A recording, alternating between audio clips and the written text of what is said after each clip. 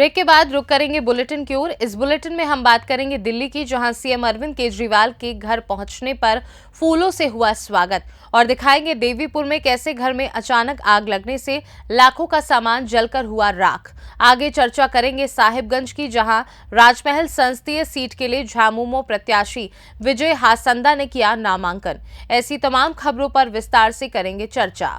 बीते दिन सीएम अरविंद केजरीवाल को कोर्ट की ओर से 1 जून तक के लिए अंतरिम जमानत दे दी गई। आपको बता दें कि 2 जून को सीएम अरविंद केजरीवाल को दोबारा से कोर्ट में सरेंडर करना होगा, और इसी के चलते सीएम अरविंद केजरीवाल के घर को फूलों से सजाया गया। जैसे ही अरविंद केजरीवाल अपने घर पहुंचे तो फूलों से उनका स्वागत हुआ और उनके अभिनंदन में आतिशबाजी की गई। दिल्ली से सी न्यूज संवाददाता दीपक सिंह की रिपोर्ट। देवीपुर प्रखंड के झुंडी पंचायत भूलिया मारनी गांव निवासी सह प्रधान वरुण राय के घर में अचानक आग लगने से लाखों का सामान जलकर राख हो गया। आग की लपटों को देखते ही घर वालों में चीख पुकार मच गई। आवाज सुनकर आसपास के सहित कई गांव के घर वालों ने महिला पुरुष समेत मौके पर आए एवं घर के लगे बाहर के नल में पाइप जोड़कर आग को बढ़ने नहीं दिया। साथ ही इसकी सूचना अग्निशमक विभाग को दी गई। सूचना मिलते ही अग्निशामक की वाहन पूरी तरह से आग बुझाने के लिए पहुंची। जानकारी देते हुए गृहस्वामी वरुण राय ने बताया कि हम सभी लोग बारात में गए थे और सुबह आकर घर में सोए थे। घर की महिलाएं सुबह झाड़ू लगाने के लिए उठी तो देखा कि घर में आग लग गई। उसके बाद हो हल्ला हुआ। तब तक घर में रखा धान, गेहूं, चावल, पुआल आदि जलकर खाक हो गया। आज ग्राम भूलिया मारनी में अचानक आग लगने से लाखों रुपया का क्षति हुआ है, जिसमें नवल किशोर राय, राजेंद्र राय, मंजू देवी, रेखा देवी का घर जल करके राख हो गया है, और सैकड़ों ग्रामीण अगल बगल के ग्रामीण आने से एवं अग्निशामक का वाहन आने से कुछ राहत मिला, जिससे करीब लाखों का क्षति हो पाया।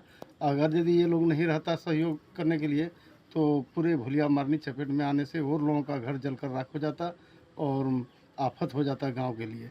इसलिए प्रखंड एवं जिला प्रशासन से आग्रह है कि इस तरह सही कोई भी अग्निशामक का अगर ये सूचना मिलता है तो तुरंत कार्यवाही और तुरंत सुरक्षा का व्यवस्था किया जाए।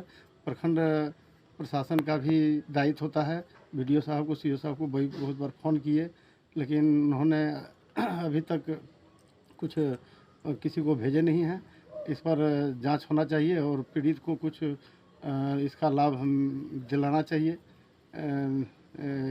ग्राम भूलिया मारनी में वरुण कुमार राय, ग्राम प्रधान, पंचायत झुंडी, जिला देवघर का रहने वाले निवासी। झारखंड से सी न्यूज संवाददाता अरविंद यादव की रिपोर्ट। नीलांबर पीताम्बरपुर में लोकसभा चुनाव 2024 को देखते हुए लेस्लीगंज पुलिस एक्टिव मोड में है। लेस्लीगंज थाना प्रभारी राजू कुमार गुप्ता ने गुरुवार को नीलांबर पीताम्बरपुर प्रखंड के सुदूरवर्ती ग्रामीण क्षेत्रों के मतदान केंद्रों का निरीक्षण किया तथा अपने दलबल के साथ डबरा, दरुआ, सोहड़ी, घुटुआ, धावाडी, पिंडरा, अमवा आदि सुदूरवर्ती ग्रामीण क्षेत्र के मतदान केंद्रों पर उपलब्ध सुविधाओं का जायजा लिया। मतदान स्थल पर शौचालय, पीने का पानी, बिजली आदि के बारे में जानकारी ली। निरीक्षण के दौरान एसआई विक्रमशील, रंजीत कुमार के अलावा आईआरबी के जवान मौजूद थे।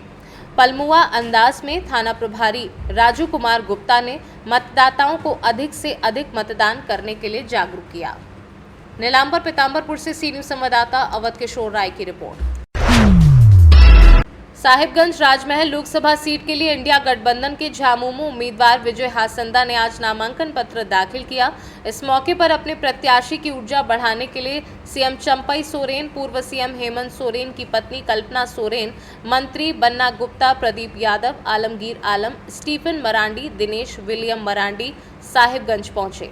साहिबगंज रेलवे मैदान में जनसभा को संबोधित करते हुए मुख्यमंत्री चंपई सोरेन ने कहा, इंडिया गठबंधन के राजमहल लोकसभा प्रत्याशी विजय हासंदा को तीर धनुष छाप पर वोट देने की अपील की और कहा, झारखंड की 14 सीट पर इंडिया महागठबंधन जीतने जा रही है।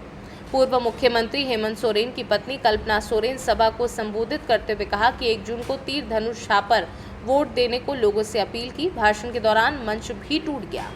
आपका नामांकन किया और हमारे साथ हमारे गार्जियन प्रोफेसर स्टीफन मरांडी जी हैं, महेश विधायक जी, और प्रस्तावक में हमारे साथ 2 सेट में आज हमने किया। बरकतुल्ला खान कांग्रेस के जिला अध्यक्ष साहिबगंज के और श्याम यादव जी जिला अध्यक्ष जेएमएम पाकुड़ के, इन लोग 2 सेट में हमारे प्रस्तावक रहे और आगे की लड़ाई हम लोग अब लड़ेंगे। क्या लगता है किन मुद्दों को लेकर आप जा रहे हैं इस बार चुनाव में, तीसरे टर्म में? ये दिल्ली के कहिए कि गवर्नमेंट की इलेक्शन हो रही है, तो जब केंद्र की बातें होती हैं तो जिन चीज़ों पे विशेष फोकस रहता है कि देश की दिशा और दशा और क्या प्रगति किस मापदंड पे, किस पायदान पे होनी चाहिए। शिक्षा, स्वास्थ्य, रोजगार, महंगाई और पर कैपिटा इनकम, इन सब चीज़ों पे बात होनी चाहिए। क्या सरकार ऐसी व्यवस्था कर सकती है जिसके माध्यम से आपका जाकर के देश के, पूरे देश के पैमाने पे जो है लोगों के जीवन को और सुधार सके। टैक्सेशन सिस्टम जिस तरह से लोगों पे कहीं ना कहीं एक तरह से बोझ जैसा बन जा रहा है, हमको लगता है हाईएस्ट पेइंग टैक्सिंग सिस्टम हमारे कंट्री का, हम बोल सकते हैं वन ऑफ द, अगर बहुत सारे देश को अगर गिनाया जाए।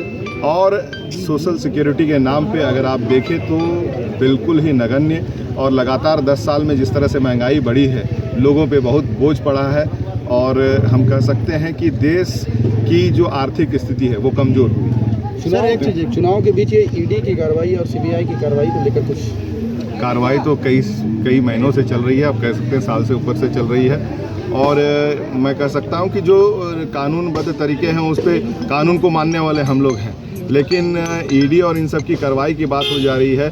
जो बैलेट आपका जाके इलेक्टोरल बैलेट के माध्यम से जो है इतना बड़ा रकम जो वसूला गया, कई जगहों पे ईडी, इनकम टैक्स, सीबीआई को के छापा पड़ने के बाद जो है बीजेपी के खाते में जो आपका इलेक्टोरल बॉन्ड के माध्यम से जो पैसे गए हैं उस पर भी कहीं ना कहीं जांच होनी चाहिए। सर, एक एक ही पार्टी से 2 नेता मैदान में है, इस पर जो जनता किस पर विश्वास करे? एक पार्टी के संबल पर, निर्दलीय उम्मीदवार। 2 पक्ष की लड़ाई है यहाँ पे, इंडिया गठबंधन और एक तरफ आपके बीजेपी और अलायंस पार्टी के, और देश के पैमाने पे जब लड़ाई होती है तो स्पष्ट रूप से लोग भी समझते हैं कि उन्हें कहाँ वोट करना है। पार्टी के ये बागी जो है, मैं ये आपको वही बात बताया कि 2 पक्ष की लड़ाई है, इसके आगे मैदान में बहुत लोग हो सकते हैं। साहिबगंज से सीनू संवाददाता संतोष शर्मा की रिपोर्ट।